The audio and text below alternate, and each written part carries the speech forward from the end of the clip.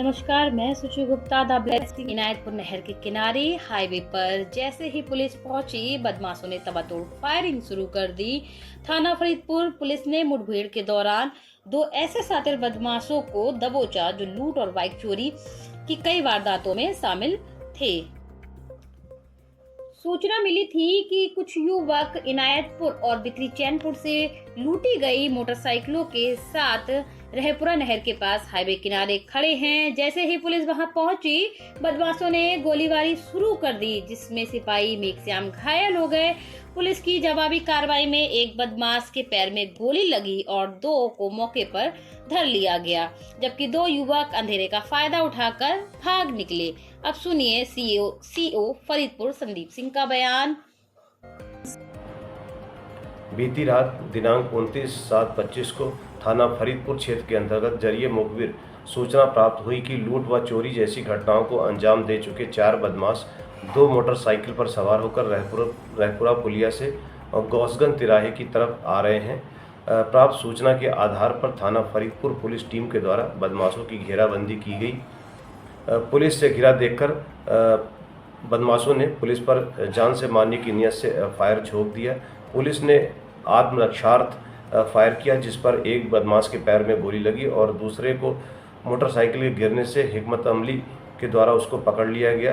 दो अन्य बदमाश जो कि अंधेरे का फायदा उठाते हुए खेतों की तरफ वो भाग गए। पूछने पर घायल बदमाश ने अपना नाम लालाराम पुत्र बाबूराम निवासी जसौली दिवाली थाना बीसलपुर जनपद पीलीभीत का रहने का बताया।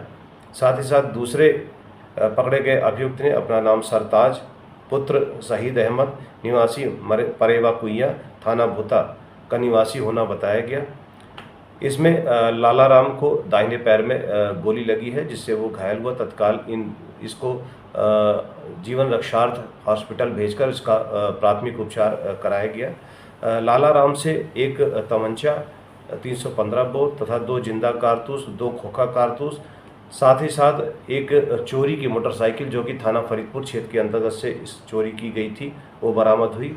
साथ ही साथ दूसरे अभियुक्त सरताज से, जिसके पास से एक अवैध चाकू, साथ ही साथ बिथरी चैनपुर से लूटी गई एक मोटरसाइकिल भी इसके कब्जे से बरामद हुई है। लालाराम के विरुद्ध पूर्व में करीब 13 अभियोग पंजीकृत होना पाया गया है। साथ ही साथ सरताज की भी आपराधिक इतिहास है, उस पर 3 मुकदमे दर्ज है। इस संपूर्ण घटनाक्रम में कांस्टेबल मेघश्याम को भी जो है वो चोटें आई हैं, जिसको भी उपचार के लिए तत्काल हॉस्पिटल भेजा गया था। इन संपूर्ण प्रकरण में पुलिस की तरफ से 625/25 मुकदमा अपराध संख्या अंतर्गत धारा 109(2) BNS तथा 3/4/25 R एक्ट पंजीकृत करते हुए उपरोक्त व्यक्तियों को न्यायिक अभिरक्षा में आज जेल भेजा जा रहा है।